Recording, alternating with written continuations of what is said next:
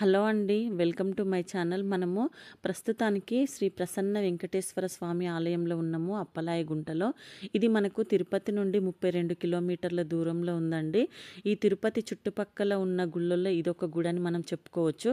మేము ఇక్కడ గుడిమల్లం దగ్గర దర్శనం చేసుకున్న తర్వాత అయితే ఇక్కడ ఈ గుడికి వచ్చినాము.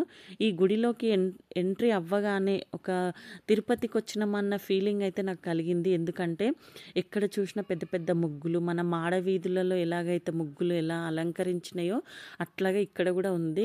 ఆ నీట్నెస్ కూడా చాలా బాగుందన్నమాట. ఒక్కసారిగా తిరుపతిలో ఉన్న ఫీలింగ్ అయితే నాకు కలిగింది. ఈ గుడి యొక్క ప్రత్యేకత ఏంటంటే మనకు ఇక్కడ వెంకటేశ్వర స్వామి సాక్షాత్తు తిరుమల తిరుపతిలో ఎలాగైతే మనకు దర్శనమిస్తాడో నిలువెత్తు నిజ రూపంతో నిలబడి మనకు ఇక్కడ కూడా స్వామి మనకు నిలబడి దర్శనమిస్తాడనమాట.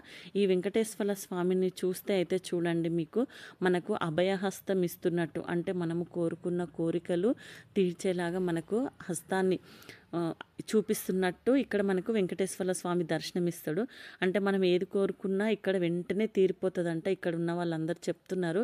ఈ గుడి యొక్క ప్రత్యేకత ఇదంట. మనకు తిరుమల తిరుపతి వెంకటేశ్వర స్వామి ఆయన వడ్డీ కాసుల వాడు అంటాం కదా, చూడండి ఇక్కడ హస్తం చూడండి, అయినది ఇలా కిందికి ఉంది. అంటే ఇక లాక్కోవడమే అంట తిరుమల తిరుపతి అయినది. కాకపోతే ఇక్కడ వాళ్ళు అన్నారు ఈ తిరుమల తిరుపతి వెంకటేశ్వర స్వామి లాక్కుంటాడు, ఈ ప్రసన్న వెంకటేశ్వర స్వామి ప్రసాదిస్తాడు అని అయితే ఇక్కడ వాళ్ళు అన్నారు. మరి అది ఎంతవరకు నిజమో చూడాలి. ఆ వడ్డీ కాసుల వాడి దగ్గరికి వెళ్తే మాత్రం నిలువు దోపిడీ అయిపోతుంది, అది అందరికీ తెలిసిన విషయమే. అట్లా నిలువు దోపిడీ అయితేనే మనకు తిరుపతికి పోయిన ఫీలింగ్ అయితే కలుగుతుంది. ఈ ప్రసన్న వెంకటేశ్వర స్వామి అయితే మనకు ప్రసాదిస్తాడంట. అంటే మనం కోరుకున్న కోరికలు అయితే తీరుస్తాడంట. చూద్దాం మరి ఈ గుడి యొక్క ప్రత్యేకత అది అన్నారు కాబట్టి నేను మీకు చెప్తున్నాను. ఇక్కడ ఎంట్రన్స్లో అయితే చూడండి మనకు చాలా బాగుంది. ఇక్కడ శ్రీ ప్రసన్న వెంకటేశ్వర స్వామి ఆలయం. ఇక్కడ ప్రసాదం అయితే తీసుకున్నాము. మేమైతే ప్రసాదం తీసుకొని ఇంకా గుడిలో కొంచెము అక్కడ వాతావరణం అంతా చూస్తూ అలా ఒక 10 నిమిషాలు అట్లా కూర్చున్నాము. వెళ్ళాలని అనిపించలేదు, కాకపోతే లేట్ అవుతుంది, వాళ్ళ ట్రైన్ ఉంది మాకు 4 o'clockకి, ఇంకా వెళ్ళాలి మేము. కాబట్టి ఇంకా వీడియో తీసేసుకుంటున్నాను.